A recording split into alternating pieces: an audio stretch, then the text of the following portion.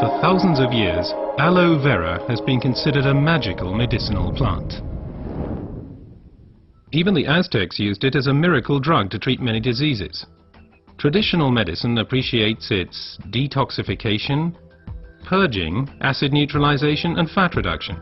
According to modern research, it has a positive effect on blood sugar levels and blood lipid concentration, including cholesterol levels.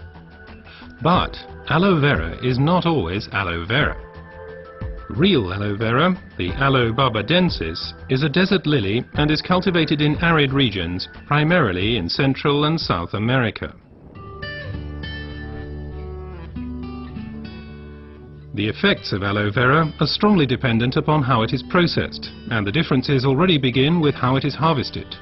In order to avoid damaging the plant, the leaves should ideally be cut by hand. As the outer skin of the leaf contains poisonous aloin, a substance that protects the plant from animals and has a laxative effect on humans, the skin must be carefully separated from the inner leaf gel. This leaf gel is the most valuable part of the aloe vera plant. The gel has been proven to contain over 150 vital substances, such as vitamins, enzymes, polysaccharides and trace elements. It's this unique combination of ingredients and the way in which they interact with each other that results in the healing effect. One of the most important plant substances is asimanan, which has a positive effect on the immune system and can also reduce inflammations and free radicals. The result, the oxygen supply improves. Let's take a closer look at this fact. Blood is supplied with oxygen in the lungs and then transports it via the blood vessels into the cells. The large blood vessels branch out, becoming smaller and smaller, until they turn into tiny capillaries. Capillaries, by the way, are the smallest blood vessels. This is where the oxygen passes over from the blood vessels into the cells.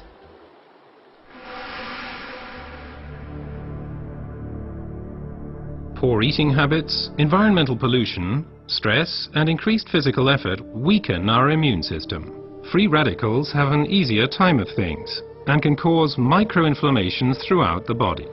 These inflammations can damage blood vessels and result in a thickening of the fine capillary walls.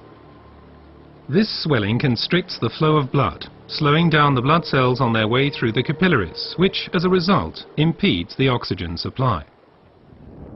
And it's here that the aloe vera acts.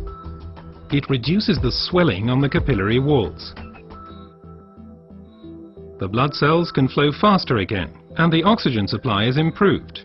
Furthermore, toxins and impurities are removed more quickly. The latest studies have revealed that other natural substances can improve the effects of aloe vera even further.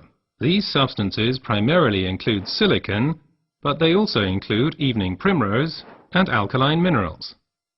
But first let's look at silicon a bit more closely. For our bodies, silicon is life essential and a structure-building element. We already know it as quartz sand, as it occurs in stones and cement. In the body, silicon is there to stabilize our human tissue. As a supportive element, it strengthens bones, hair, nails, connective tissues, and also the walls of our capillaries. As we grow older, the capillary walls have a tendency to lose their form and resilience. They can literally collapse, interrupting the blood flow. At the worst, this can lead to a stroke or a heart attack. Silicon strengthens and supports the capillary walls, thereby keeping the bloodstream open. As a result, the erythrocytes can now supply the cells with oxygen more efficiently. Silicon in its original form as quartz sand cannot be absorbed at all by the human body. Alternatives can, however, be found in nature. An ideal plant-based source is the stinging nettle. It is rich in natural silicon, which can be better absorbed by humans. Optimum oxygen supply is not only dependent on the capillaries, but also on the condition of the blood itself. Only when blood is liquid enough can it pass through the narrow capillaries. For improving flow properties of blood, we have evening primrose with its polyunsaturated fatty acids and basic alkaline minerals. Polyunsaturated fatty acids make the blood thinner. They prevent the conglutination or sticking together of blood cells and thereby stop clotting of the blood. Alkaline minerals support the elasticity of the red blood cells, thus helping them to pass through the tiny capillaries more smoothly. Both help to increase the blood's rate of flow and thus contribute to maintaining an optimum oxygen supply. So let's review the main points again. The supply of oxygen to our cells is a vital prerequisite for our overall health and also helps to safeguard us against serious illnesses. Aloe vera, with its decongestant effect, improves the oxygen supply. Silicon strengthens the vessel walls and keeps the bloodstream open. Reinforcement comes from evening primrose and basic alkaline minerals.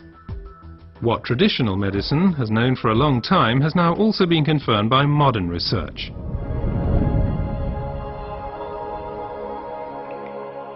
Aloe vera improves your oxygen supply and therefore your general health. Because oxygen means life. Place your trust in aloe vera.